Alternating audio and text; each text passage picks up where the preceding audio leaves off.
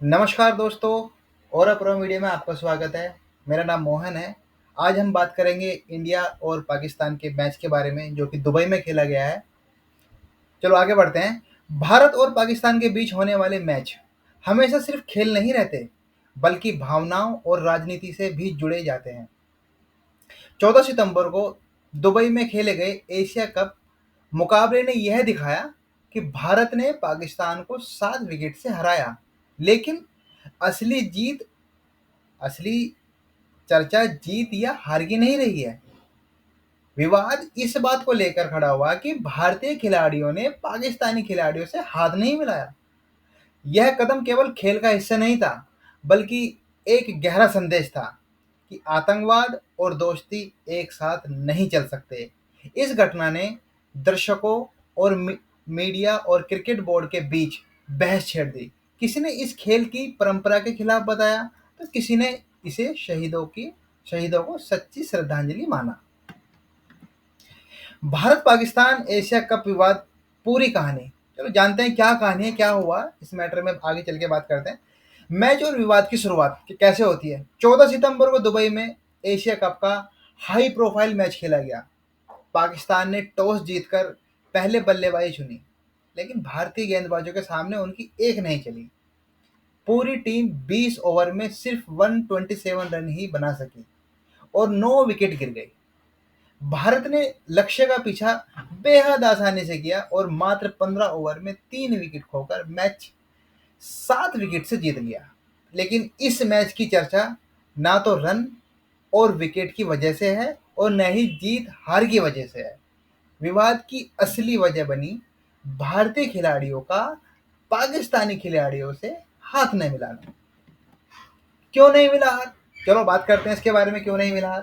हाथ इसलिए नहीं मिला, आमतौर पर क्रिकेट में परंपरा होती है कि टॉस के बाद मैच खत्म होने पर दोनों टीम खिलाड़ी एक दूसरे के साथ हाथ मिलाते हैं। जैसा कि आपने हर एक मैच में देखा होगा, टॉस के बाद में हाथ मिलाते हैं, मैच जीतने के बाद में हाथ मिलाते हैं।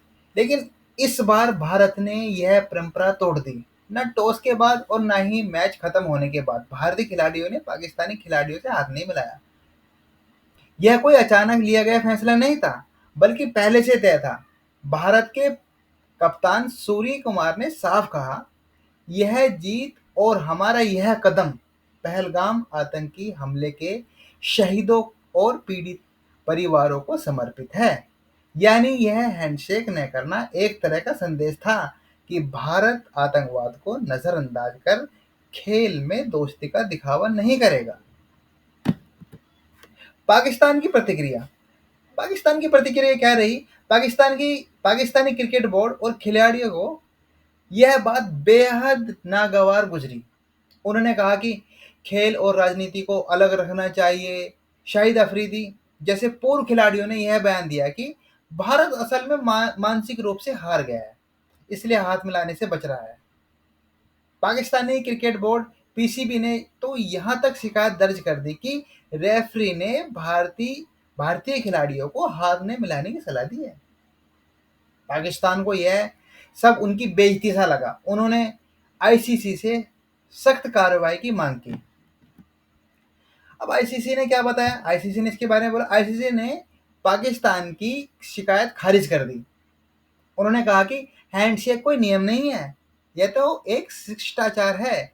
खिलाड़ी चाहें तो करें और ना चाहें तो मना कर सकते हैं।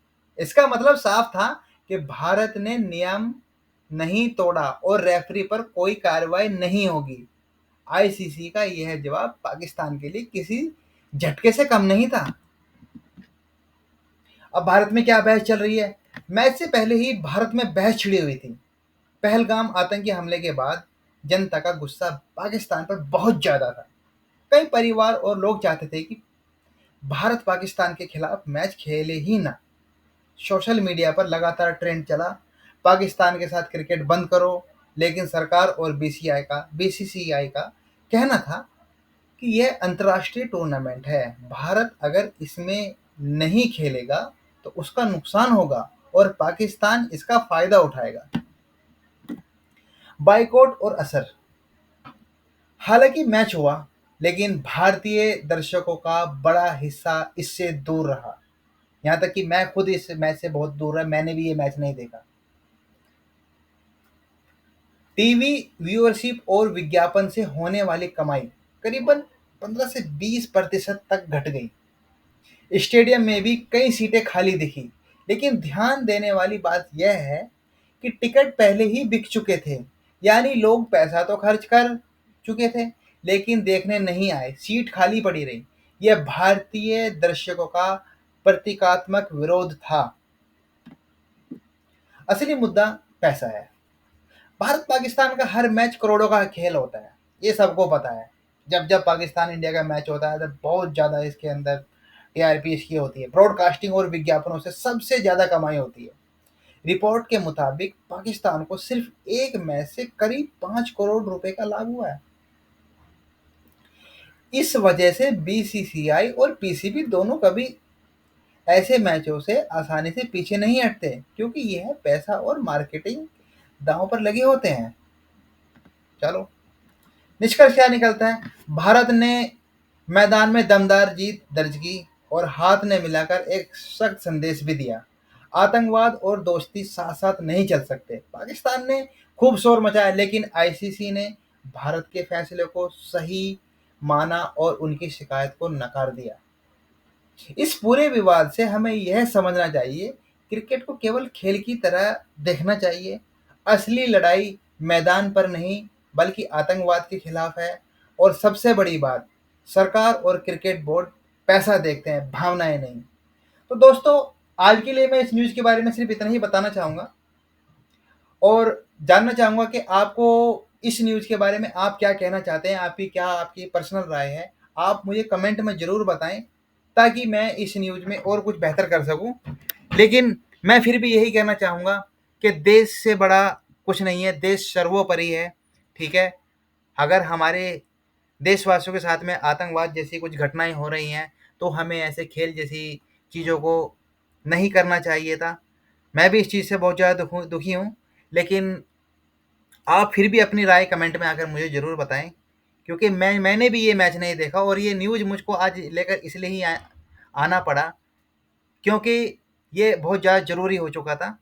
तो दोस्तों, आज के लिए मैं सिर्फ इतना ही कहना चाहूँगा। जय हिंद, जय भारत।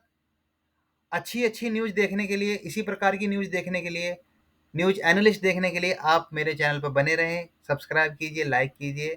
इसी के साथ जय हिंद, जय भारत।